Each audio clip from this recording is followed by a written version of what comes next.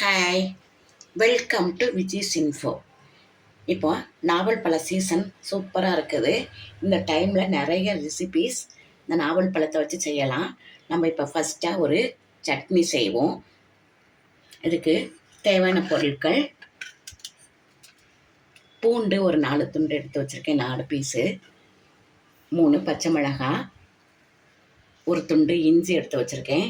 இந்த பழத்தை நம்ம கட் பண்ணிக்குவோம்.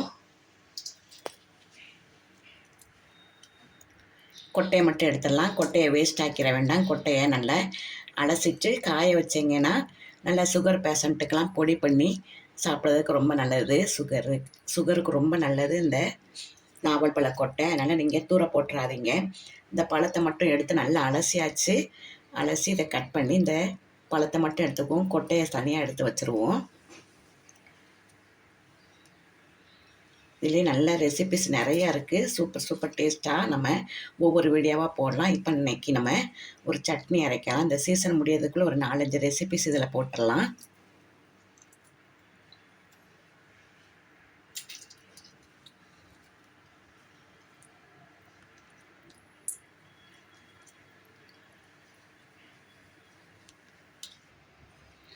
கொஞ்சம் நான் இதில் தேங்காயும் சேர்த்துருக்கேன்.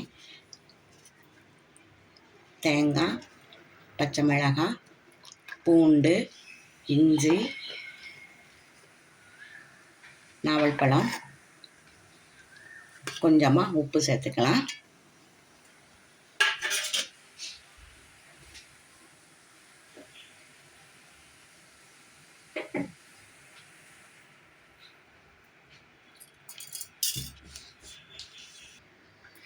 சூப்பரான ஒரு நாவற்பழ சட்னி 2 நிமிஷத்தில் ரெடி ஆகிடுச்சு பாருங்கள். நம்ம பழத்தை மட்டும் கட் பண்ணிவிட்டு நம்ம தேவையான காரம், பூண்டு எல்லாம் போட்டு சூப்பராக ரெடி ஆகிடுச்சு.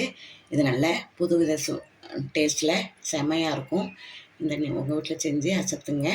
இந்த ரெசிபி உங்களுக்கு பிடிச்சிருந்தா லைக் பண்ணுங்கள், ஷேர் பண்ணுங்கள், சப்ஸ்கிரைப் பண்ணுங்கள், பெல் ஐக்கானை தட்டி விடுங்க. மற்றும் ஒரு நல்ல ரெசிபி உங்களை சந்திக்கிறேன். பாய்.